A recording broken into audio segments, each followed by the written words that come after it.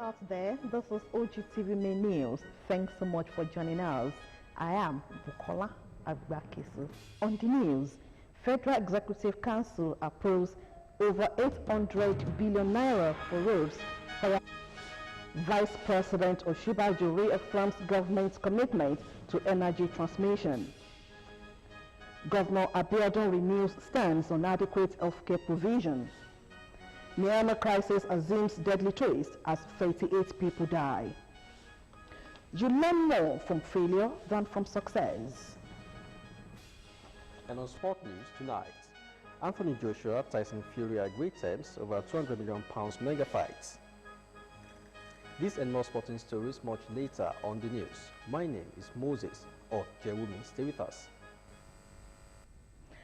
Synergy and collaboration between the management of the Federal Medical Center, Abeokuta, and the government of Ogun State will help in the provision of adequate health care to the people of the state. The governor of Ogun State, Prince Dapo Abiodun, made the submission when he played host to the Board of Hospital Management, Federal Medical Center, Abeokuta, in his office. Governor's office correspondent Tunde Olaniro reports. Ogun State is the industrial capital of Nigeria, the largest producer of poultry in Nigeria, the only border to the commercial nerve center of the nation, hence the need for provision of social amenities, especially provision of healthcare facilities. The exploits of the current administration in the healthcare delivery has not gone unnoticed, with the Board of Hospital Management of the Federal Medical Center, Abeokuta, commending the governor. We would also like to thank you and appreciate you and commend you on the development projects, especially on health-related issues that you are on or you have introduced, especially between the state and the Federal Medical Center, Abeokuta. The governor called for deeper collaboration between Federal Medical Center and the current administration in Ogun State. There have been lots of people living here, and we must ensure that we cater to their health needs. So wherever it is we can find partnership in the area of health, we embrace it and we support it. I will expect that our role should be that which is complementary as against that which is competitive. But of course, it is healthy competition. He also promised to make some amenities and logistics such as road network, water supply and power supply available to the hospital for smooth operation of the medical center. The previous administration, in their wisdom, awarded contracts, road contracts, to contractors that destroyed the water reticulation, pipeline reticulation across the state, without having a clause in their contracts that ensures that they relay the pipes or relay new pipes, but without making any provision for such. So today, water supply in Abeokuta particularly is very, very bad, and many other parts of the state. We're just reviewing that, and we're working that out now. The contracts that this administration has awarded now have clauses like that embedded in it.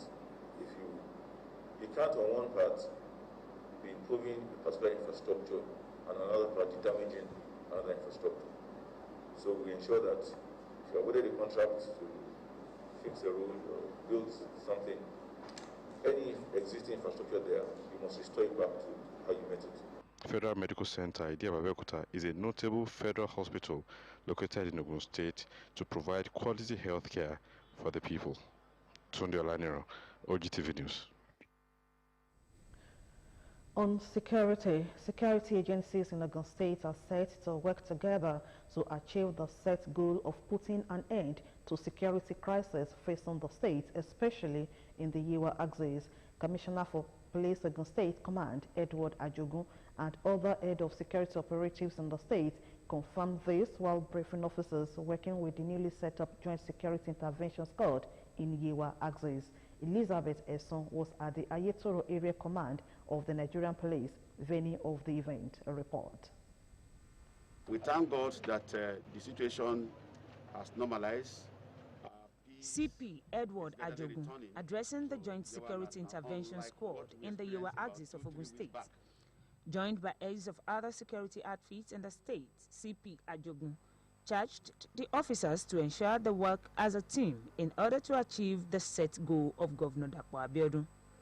It will be recalled that following the recent security crisis in Yewa area, there was a security parley between Governor Dapo Abiodun and security chiefs in the state, which necessitated the handing over of patrol vehicles and motorcycles to further assist in surveillance and patrol of the crisis-prone areas. Here to take off this joint security intervention task force, as the name is called, to make sure that at least the peace that we are enjoying is further consolidated, and to ward off any attempt by either external forces to infiltrate and perpetrate crime in this in any part of this Yewa land. And so I really want to enjoin all of us to see this particular mission as a common one and the objectives that we intend to achieve. Going by the commercial activities on most routes in and outside the area, the CP enjoined the officers not to get carried away, but to be alive to the purpose of their posting to that area. Stop and search, because this is a high risk, it's an assignment with some level of risk. Let me not describe the risk. So, but to further mitigate that particular risk, I want to plead with all of us that in this area, we have smuggling activities. So please don't be distracted.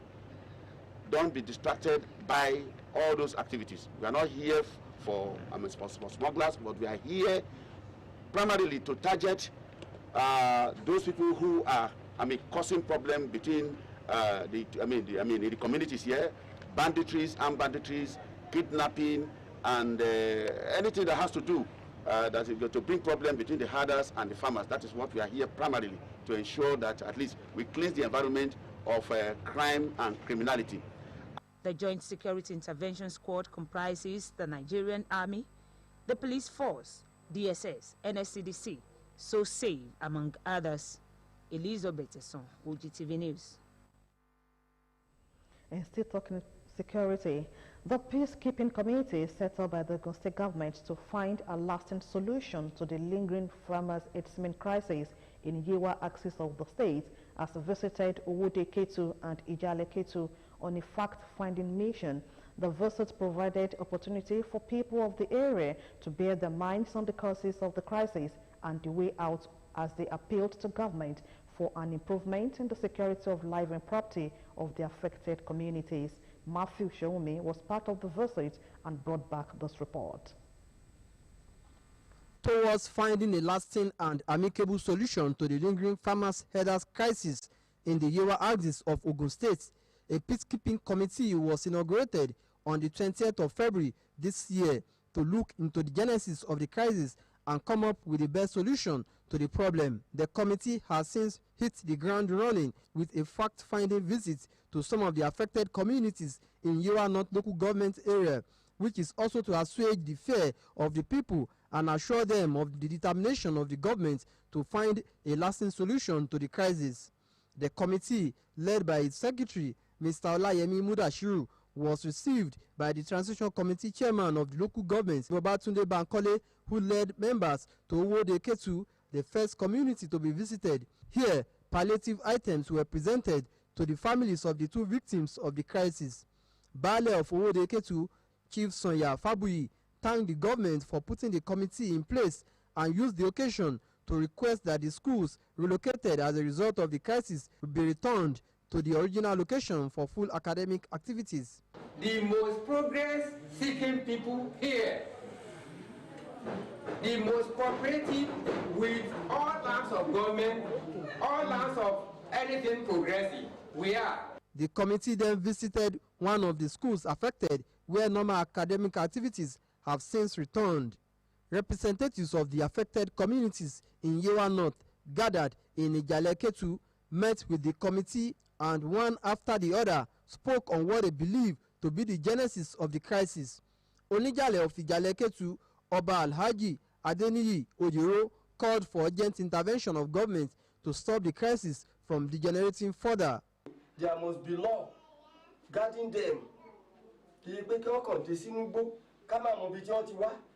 A member of Ogun State House of Assembly representing the area, Honorable Wahab Haruna, who is part of the visit of the committee and transition committee chairman of Yewa North local government, spoke on the outcome of the meeting. I'm seriously happy about what's happening, and you can see how our people will be happy too. About 2-3 weeks ago, there's nothing like that. Even you can't even enter this town and see anybody. Nothing I can tell them just to believe in what government is planning to do. In the government to resolve the problem, because they themselves could see obviously that government is not biased, is not in favor of anybody, but rather is interested in that everybody live at peace. The peacekeeping committee is to continue its fact-finding visits to other affected areas. Matthew Shomi, OGTV News. On education, Ogun State government says it will not undermine the provision of affordable and qualitative education to its citizenry, as it is a powerful weapon to the development of any nation. The special advisor to the governor on technical education, Professor Joseph Odemuyiwa, made this known while receiving a document requesting for the conversion of the Methodist Teachers Training College, Shagamu, to a vocational college by the president of the association in Abeokuta. Professor Odemuyiwa stated that the request of the association was in tandem with the vision of the state government in the provision of qualitative education for its citizenry, saying that it remained committed to quality education for its citizenry. He noted that technology has helped with the speed of light, adding that any society ignorant of it would not have a place in the emerging economy of the international market. Really, you made me to be very comfortable to relate with you, especially that you are pursuing a vision that has to do with what government is all about. Government is about developing the citizenry. It's about thinking about the future of the government. While presenting the document, the president of the association, Pastor Adeleke Odunaya, said that education has important roles to play in human endeavors, noting that no government would sit on the fence while considering the education of its citizenry. He appealed to the present administration, led by Prince Takbo Abiodun, to come to their aid in converting the facility lying fallow to a vocational college, saying that it would help in keeping the youth off the streets. The SG Holdings Foundation will on Friday, 5th March 2021, hold the finals of the 2020-2021 edition of the annual quiz competition for students of secondary schools in Ogun State. Taisholana University of Education Secondary School Ijebu-Ode, Apt Scholars Universal College Ota, Great Grace Science Secondary School Owodeyewa, the Ambassadors College Ota, Advanced Breed Comprehensive College Shagamu, and Nawaruddin Grammar School Abeokuta will be contesting in the junior category. According to a statement by the organizers in the senior category, Igomode Grammar School Ota, the Ambassadors School Ota, Sacred Heart Catholic College Abeokuta, Excellent Achievers College Ijebu-Ode, Ideal Comprehensive College Abeokuta, and Apt Scholars Universal College Ota will be contesting. The statement added that the competition, which will be taking place in the studio of the Ogun State Television Abeokuta at noon, will have in attendance the Group Managing Director and Chief Executive Officer of SG Holdings Limited, Mr. Deji Matthew Shomoye, and the Commissioner for Education, Science and Technology, Ogun State, Professor Abayomi Arigbabo. The organizers of the competition also indicated that the overall best students in the senior category will go home with 1 million naira, while the overall best students in the junior category will take home 750,000 naira. And still to come in the news, federal government says no one will be forced to take COVID-19 vaccine. More news and reports after this break. Don't go away.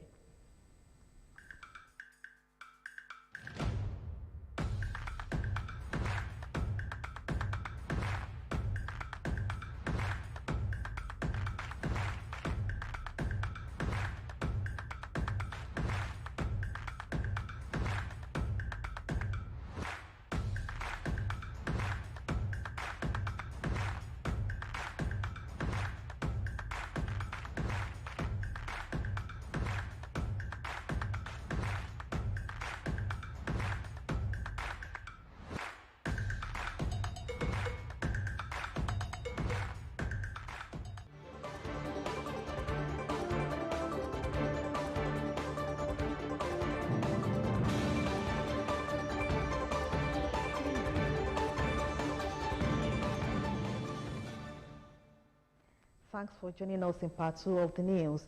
The Federal Executive Council, FEC, presided over by President Muhammadu Buhari, has approved over 809.7 billion naira for various projects, including roads, firefighting vehicles and equipment, as well as development of an application for design, development, deployment and management of National Social Investment Management System for the National Social Investment Program.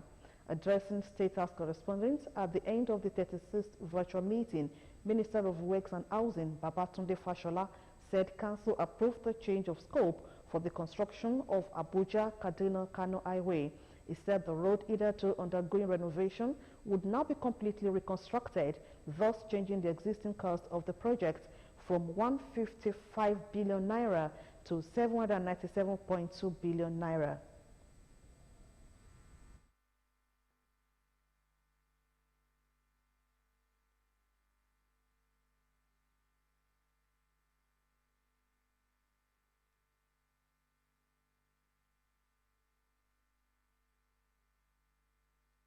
Council considered and approved the request for that change of scope and the incidental cost consequence, changing the existing contract from 155 billion to 797.236 billion to provide for full reconstruction of the main carriageway and also trailer parks, way bridges, toll stations. He listed the roads rehabilitated, which will soon be handed over, to include Bini, Asaba, Abuja, Lokoja, Kano, Katsina, Onitsha, Aba, Shagamu, Bini, Kano, Maiduguri, Enugu, Port Harcourt, Ilorin, Jeba, and Lagos, Badagry. The council also approved the sum of 10.4 billion naira for the procurement of firefighting vehicles and equipment for the Federal Fire Service. Trucks, fire engines, 44, and it only covered the supply of water tankers, numbering 15, and supply of rapid intervention fire engines.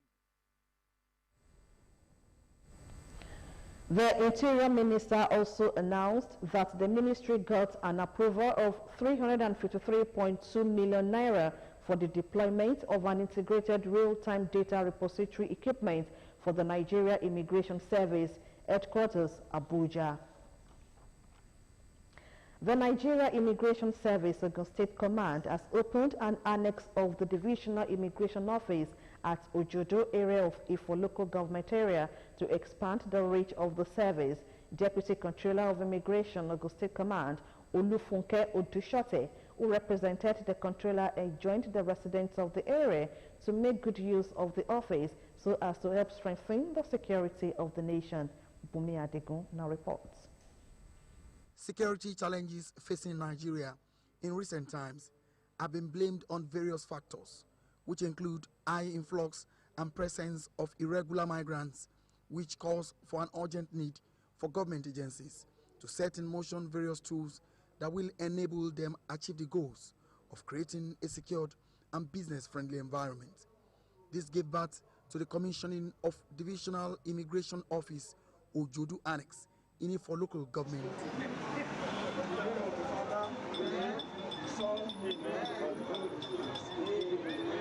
According to the Deputy Controller of Immigration in Ogun State, Olufunke Odushote, who stood in for the controller, the annex becomes necessary due to the size, population, and proximity of the area to Lagos State. We will act as a catalyst to boost trade and investment and the economic landscape of the state. Therefore, the Nigerian Immigration Service promises in achieving this objective. The Olojodu of Ojodu, Oba Olusegun Samuel Benson, appreciated the federal and state governments for siting the office in the area, as he pledged continued support to the officers and men of the Immigration Service. I just promise that we are going to meet our cooperation as well to work together for the development of this society of Ojodu community. OC, ECOWAS and African Affairs, James Olatunji said the office will expand the reach of the Immigration Service. You see this office, new commissioning today here, so that those that are concerned, instead of them going to IFO for one thing or the other, they can easily, at their doorstep, get the service done here. Security is the responsibility of all. Therefore, everyone needs to join hands with the security agencies to ensure that Ogun State and Nigeria at large is safe. Bumi Adigun, OGTV News. For every economy to thrive, much emphasis needs to be placed on the establishment of small-scale businesses. Small-scale business is a sure way of reducing unemployment, as it is the backbone of every nation's economy. This was the view of respondents who spoke with Olajumoke Oladipupo on the prospects and challenges of setting up small-scale business in Nigeria and the way out. A report.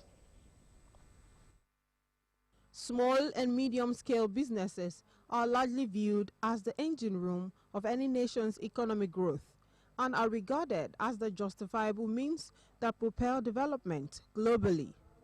The failure of SMEs to generate sufficient employment, reduce poverty in recent years has paved the way for more challenges. To set up a business in Nigeria, I think it is becoming easier now because to register your business with a Corporate Affairs Commission, if it's a business name or limited liability company, it doesn't take much longer like before. Prospects of setting up small and medium-sized businesses is the fact that one, it reduces unemployment. Self-reliance is also one of the prospects of setting up a small business. You tend to have people leave the poverty level. Small and medium-scale businesses in the country are confronted with several challenges, which include environmental and financial factors. There's pressure on funds, multiple taxation. You must be producing what you are using in your country. That is where you can be recognized and respected in the scheme of things worldwide. So if you have your business plan in place that will guide you, you might have identified the challenges. So prospect is far. Challenges, yes, is there. Serious challenges from electricity, that's the number one. If you don't have power, you can't do anything. If you don't have power, power is disturbing almost everything in Nigeria. That the financial institutions are not making things better in Nigeria. According to respondents, SMEs will thrive if the country limits importation of finished goods from other countries. Other things that you can see is regular power supply, means of transportation. Yes, they are there. You have just to solve them. We have to develop the capacity of our people so that we can begin to use them for our development. For us to fly, we need to turn Nigeria into expatriate joints and immediately develop our capacity in Nigeria, develop these youths, their capacity, and begin to start using them for our production. They added that government should do more in engaging the youth in small-scale businesses and also lending helping hands to SMEs in order for the country's economy to thrive. Olajumoke Oladipupo, OGTV News. Vice President Yemi Osinbajo has reaffirmed Nigeria's commitment to the Global Green Energy Initiative, stressing that the forthcoming deployment of 5 million solar power connections targeting 25 million households across the country under the Economic Sustainability Plan is just a transition to net zero emissions by 2050. Vice President Osinbajo made the submissions during a meeting with the delegation of the European Union led by its Executive Vice President Valdis Dombrovskis, while maintaining that advocacy that the international community should preserve financing for gas projects in Nigeria and other developing countries during the transition to net zero emission. Discussions at the meeting held virtually focused on bilateral investment agreement between Nigeria and the EU, cutting across diverse areas including technology, intellectual research and innovations, humanitarian assistance, energy access and renewable energy. The Vice President said the federal government's commitment to energy transition is firm, as it is considered an area of comparative advantage the nation is open to leverage on. While working on improving investment environment, also emphasized the need to leverage on opportunities to build a strong partnership with the EU in the gas sector. The Vice President said Nigeria will explore the caveat in the EU Green Energy Financing Instrument to seek better ways to financing gas projects in the country. On his part, the Executive Vice President of the EU Commission, Valdis Dombrovskis, spoke on the importance of doing investment agreements between Nigeria and the EU, disclosing issues planned to increase its external investment capacities. On COVID-19, the Minister of State for Health, Olorunimbe Mamora, has said COVID-19 vaccination will not be mandatory in Nigeria, adding that no one will be forced to take any vaccine. Nigeria has 1 million doses of COVID-19 vaccines shipped via the COVAX facility, a partnership between CEPI, Gavi, UNICEF, and WHO, noting nothing will be made mandatory, it's optional. The choice is yours. No one will be forced to take any vaccine, he said. When asked if it might become mandatory further down the line, Mamora said if that happens, it will not be a decision of Nigeria. He said that just as one cannot travel to some countries without having the yellow card certificate, countries might have to start demanding a COVID-19 vaccination certificate before allowing outsiders in. He said Nigeria may be influenced by a demand by countries for a certificate of vaccination, adding that it may just be something that will become global. The Senate has commenced moves to establish the National University of Health and Medical Sciences in Suleja, Niger State, with the consideration of a bill which scaled second reading on Wednesday. Senator Mohammed Sani Musa, APC Niger East, who sponsored the bill while leading the debate on the floor, told his colleagues that the establishment of the institution was informed by the need to create more access to higher health and medical studies in view of the large number of qualified candidates who are annually stranded in their failed attempt in gaining admission into higher institutions in the state. According to the lawmaker, the establishment of the National University of Health and Medical Sciences would encourage the advancement of learning as well as develop and offer academic and professional programs leading to the award of diplomas, first degrees, postgraduate, research and higher degrees. This will place emphasis on planning, adaptive, technical maintenance, developmental and productive skills in the field of medicine, biomedical engineering, scientific and allied professional disciplines relating to health resources. On his part, the Deputy Whip, Senator Aliyu Sabi Abdullahi, APC Niger North, said the establishment of the institution would address the dearth of health professionals and provide an opportunity for students who choose to specialize in the area of medical sciences. The bill, after scaling second reading, was referred by the Senate President to the Committee on Health for further legislative inputs. The House of Representatives on Wednesday asked the federal government to take immediate steps to create public awareness and get Nigerians prepared on how to combat any possible outbreak of Ebola virus in the country.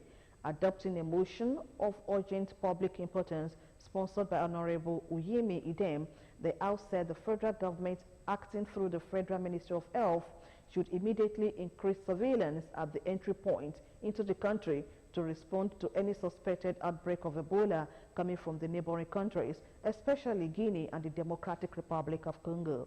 The House said the Federal Ministry of Information should create awareness on the deadly Ebola virus, while the Federal Ministry of Health should work with the West African Health Organization and World Health Organization on strategies to bring the Ebola outbreak under control and provide regular updates on preparedness, containment and response measures.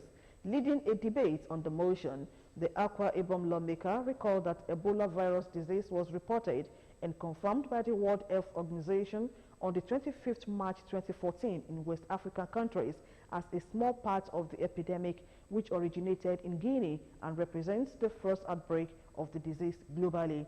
He said the suspected cases were soon reported in the neighboring countries of Liberia and Sierra Leone, while the index case in Nigeria was a Liberian-American, Patrick Sawyer, who flew from Liberia to Nigeria's most populous city of Lagos on 20th July 2014. He expressed sadness that despite huge resources that have been invested in the fight against the disease, a new case was reported in the Democratic Republic of Congo, DRC, on 7th of February 2021.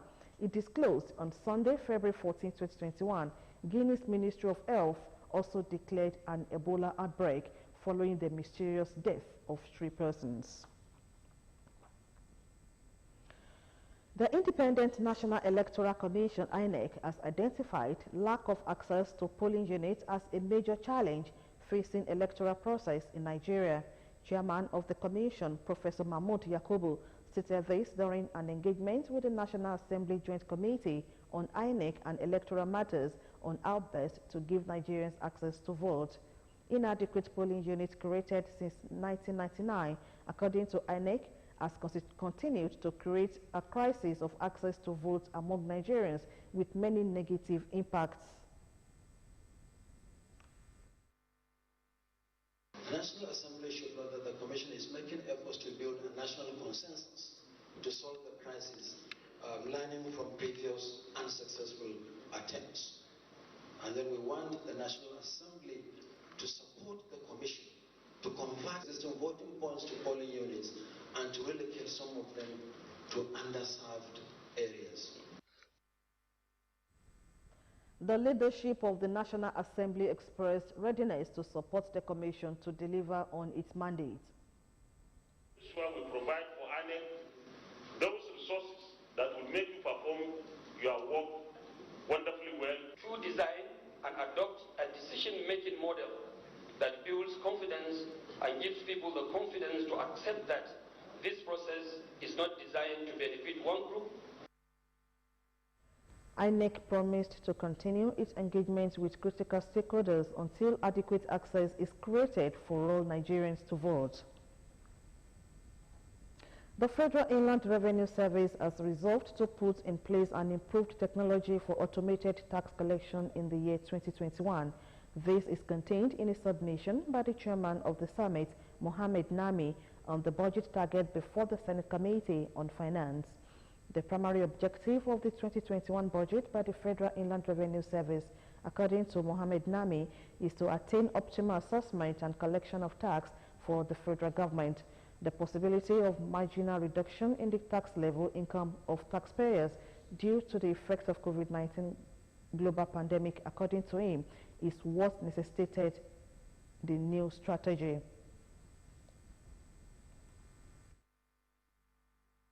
Have the workforce. We will now open this rural tax offices in about 160 locations and send staff that are currently not doing enough in the offices to those locations so that we're able to improve on our tax collection. We have listened to you. This is the first leg of the transaction. The second leg is into the nitty-gritty of what is contained in this document. The committee appreciated the efforts of the FIRS towards achieving 7% non-oil revenue in 2021 as against the 4% in 2020. And from Oyo State, the governor of the state, Seyi Makinde, has said the state will not provide land for ranching as it believes it is a private business. Makinde said this to clarify a tweet in which he revealed that National Livestock Transformation Plan, which is already being implemented in Kwara State. The governor, after a meeting with his Kwara State counterpart, Governor Abdurrahman Abdurrazak, had said on Twitter, "We also agreed that the National Livestock Transformation Plan, which is already being implemented in Kwara State, would be implemented in Oyo State, leading to further collaborations between both states on economy and security." The attention of the governor was drawn to the reactions to his tweet, resulting in a clarification on his decision to implement the National Livestock Transformation Plan. According to him, the state will not implement the whole of the National Livestock Transformation Plan, only the aspects it finds beneficial. And from Borno State, the state governor, Babagana Zulum, has called on the federal government to seek support from neighboring countries in the fight against insurgency. Zulum said this at the Northeast Governors Forum held in Bauchi, the Bauchi state capital, noting that joint action is required to end insurgency. Zulum, who is also the chairman of the Northeast Governors Forum, urged the newly appointed service chiefs to devise new strategies and initiatives in tackling insecurity in the country. The fourth Northeast Governors Forum meeting, which was held in Bauchi, had various dignitaries in attendance. They include the host, Bauchi State Governor Bala Mohammed, Adamawa State Governor Ahmadu Finteri, Gombe State Governor Muhammad Yahaya, Taraba State Governor Darius Ishaku, among others. British High Commissioner to Nigeria, Katrina Lang, was also at the event. Commitment and dedication to duty have been described as secret to successful career. Chief Mrs. Irene Folashade Kokumo confirmed this during a pen down after 35 years of meritorious service in the Ogun State Civil Service. Elizabeth Esson, who witnessed the ceremony, reports that the retiree was also honored as Otun Yalode Okeonoigba by Oshile Oba Dr. Adedapo Adewale Tejo. One field or the other always looks forward to a day of retirement. Chief Mrs. Irene Afolashade Kokumo joined the Ogun State workforce 35 years ago as information officer and rose through ranks to become a permanent secretary in the State Civil Service. During a pen down from active service in the Bureau of Local Government Pensions, Chief Mrs. Irene Kokumo could not but be appreciative to God. I hate it when people look down on me and say, oh, Berino one day. I always want to show them that what a man can do, a woman can do even better. It is because I have eyes for perfection. I believe whatever you do, you must do well. When I got to the bureau, I knew it was going to be tough, but I also knew that we were going to make success. The retiree bows out gracefully, accompanied by colleagues, staff, and well-wishers. In recognition of her selfless service and for being an illustrious ambassador of Okeonoigba, the Oshile Oba Adedapo Adewale Tejo honored her with the chieftaincy title of Otun Iyalode of Okeonoigba. To some government officials, Chief Mrs. Irene Afolashade Kokumo has contributed immensely to the development of the state through a commitment and dedication to duty. Kokumo is somebody that is very agile, very restless when it comes to work. She's a professional to the core.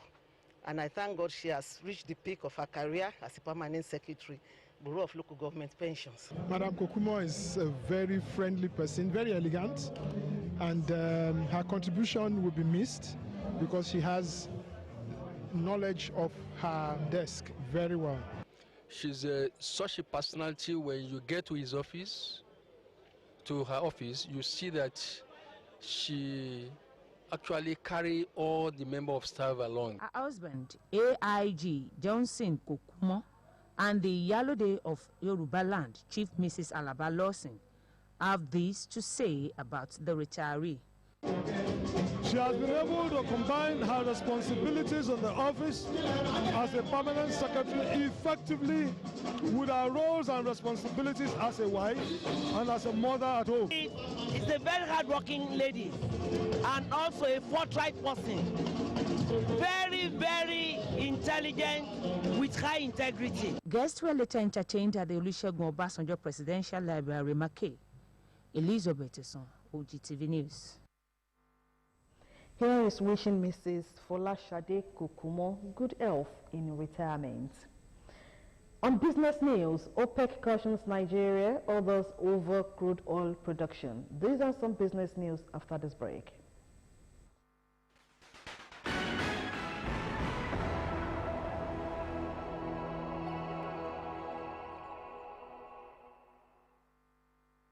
Thanks for joining us. The Secretary General of the Organization of the Petroleum Exporting Countries has said OPEC and its allies need to remain disciplined with the production to ensure full oil price recovery as the global economy continues to rebound from the COVID-19 pandemic. Bakendo said this at the delegate-level OPEC Technical Committee meeting on Tuesday, 2 days ahead of when ministries will convene online to decide production levels for April and perhaps beyond. According to S&P Global Platts, several members are expected to push for a loosening of quota. Under the current agreement, OPEC and 9 allies are cutting a collective 7.2 million barrels per day of production, which can be eased up to 500,000 BPD each month. The Transmission Company of Nigeria has announced a new peak power generation of 5,801.60 megawatts and stated that this quantum of electricity was transmitted to power distributors across the country. It said the new peak was recorded on March 1. The General Manager, Public Affairs, TCN, Ndidi Mba, said in a statement issued in Abuja that the new peak was higher than the previous peak by 186.20 megawatts. The power transmission firm had earlier announced that it successfully transmitted a peak generation of 5,615.40 megawatts on Sunday, February 28. The House of Representatives has resolved to investigate the allocation of crude oil under the Direct Purchase DSDP scheme from 2018 till date. The resolution followed a motion by Abubakar Makiyalema. The House, which set up an ad hoc committee to carry out the assignment, also directed them to investigate crude oil allocation per refineries and the rationale for such allocation. The ad hoc committee is also to find out what happens to unutilized stock of crude oil in the case of a refinery with inadequate production capacity. The House noted that the content of a report published in the media recently brought to national attention the unfortunate details of how Nigeria's crude oil is being stolen or diverted daily. The House also noted that according to the report, approximately 5.2 million barrels of crude oil supposedly allocated to Kumato's NNPC refineries in 2018 under direct sales, direct purchase operations are unaccounted for. The lawmakers noted that the average price for Nigerian crude oil in 2018 was $65, which means that the unaccounted volume may have denied the country $339 million at the time of acute revenue deficit. They are also worried at the spate of missing critical national revenue, saying unless these leakages are plugged, they will deepen the national deficit even further, thus depriving the country of the much-needed development. That was the business segment of the news. Up next is foreign news.